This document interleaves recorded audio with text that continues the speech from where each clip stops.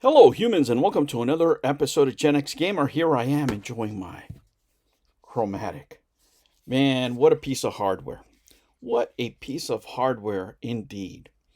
You know, there's a lot of talk about this console out there, Look at that. Beautiful. Play Tetris. I can't wait to load my other carts in there. I haven't had time, as you can imagine.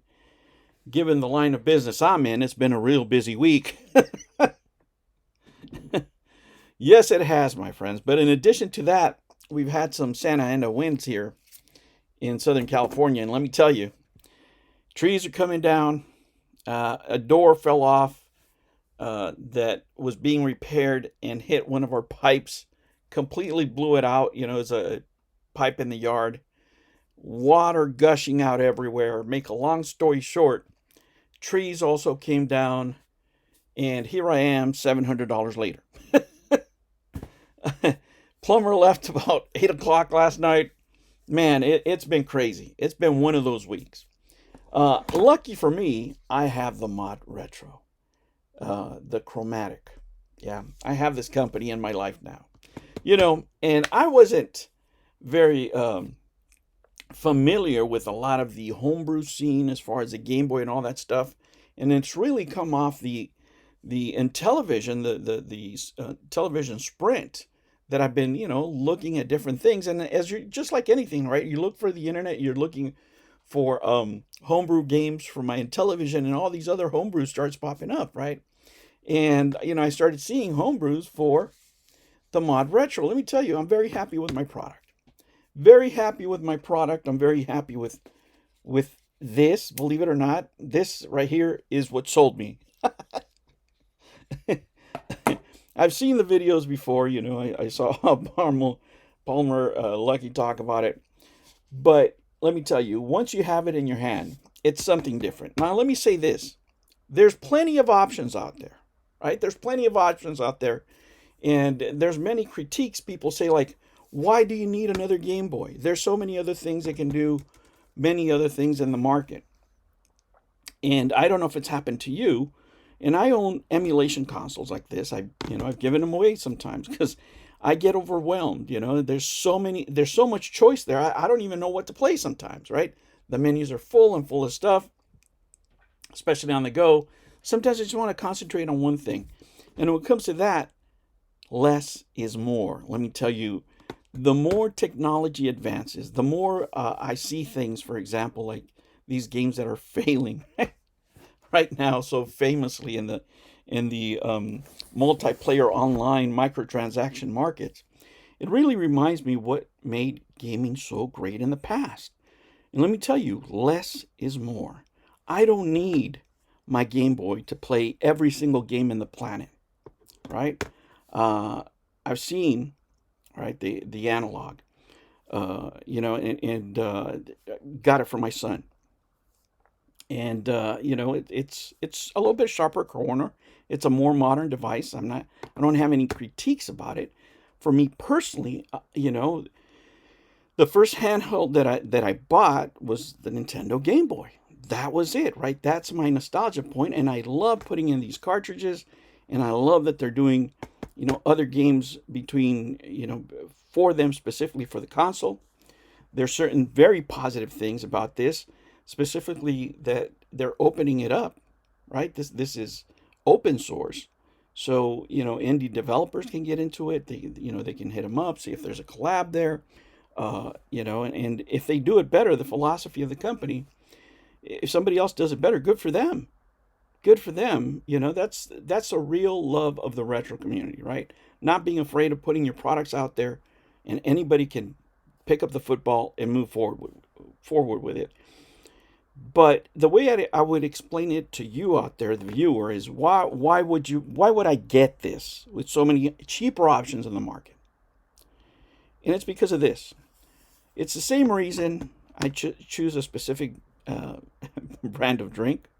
It's not the cheapest, right? There's a reason why I choose to, certain brands because of their quality. You use certain things, my tools, right? The tools I use on the job, for example, when I'm doing my work, whenever I have to use tools, back in the old days, when I was a machinist, I'm actually a certified machinist. That was my first level of education, right? Before I got any college degrees, the first thing I became was a certified machinist here in the state of California. And I always have my preference for the tools that I used, and I always chose the best quality. You mechanics out there, right? You have the tools of the trade that you choose, and usually you pick the best quality, and you pick them because they are the best quality. When you touch this, let me tell you, immediately, immediately you will know this is the best quality Game Boy on the market. You'll know why it's worth what it's worth, right? And for what it's worth, it's a fair price because it's machined, because it's alloy, it's not plastic, all those other things. And for me, like I said, less is more. I want one cartridge in there. I don't want 1,000 cartridges, right? I want the Game Boy experience with a better screen. Are there other options out there? Yes. Could you fix a Game Boy? Yes, you could. Would it be the same experience? Maybe, maybe not. It's up to you, whatever you want, right? But for me, this has been the best experience as far as quality, as far as the buttons, as far as sound, as far as the screen, as far as durability. This is it. Why would you buy this? The same reason you would buy an expensive watch, right? The same reason you would buy a Rolex, right? This would be the Rolex of Game Boys. That's the reason why. That's specifically the reason why I bought this, right? And if it didn't work out, if I didn't find out that it was the real deal, if I got it and I felt it was cheap for the money, I would have returned it right away. Let me tell you that. I got no problems returning stuff. But when I see quality, I have to have it. In something that I like, I have to have it. Why do I pay more money for some games, right, and not others, right? Why am I willing to pay $150, $200 for a retro game? Because I know what it's worth. I know what it's worth. Now, this product is not for everybody, right? If you're not really in love with a Game Boy, if you don't like the Game Boy Color, if you didn't grow up with these and you want to see everything on the planet, right? You want to experience all the other games, then this is not for you. But if you want the best Game Boy and Game Boy Color experience, because that's what you enjoy, you're a Game Boy collector, and you want to play it on the best device possible in the market, then this is for you. If you have the money, if you can afford it, and if you love quality, buy it. Because I could tell you, I would much rather, back in the day with all the other products that I bought, I would have rather saved up the money and wait for this and bought it upon release. I just got it now, right? I just got it recently. But if I knew, if I would have been paying more attention what kind of product it was, I would have bought it right away. Because this is really worth it. I only talk about things that I like. I only buy things that I like. I only buy things that I would tell you to buy if you were in the same situation. Again, this is not for everybody, right? I'm not telling anybody out there to go spend 200 bucks or plus bucks on anything. But if you're looking, right, if you're looking to spend that kind of money on a Game Boy experience, and if you haven't seen it, if you haven't held it, before you start modding older hardware, give this a try. At least put it in your hand. Play it. See what it does. And then make your informed decision.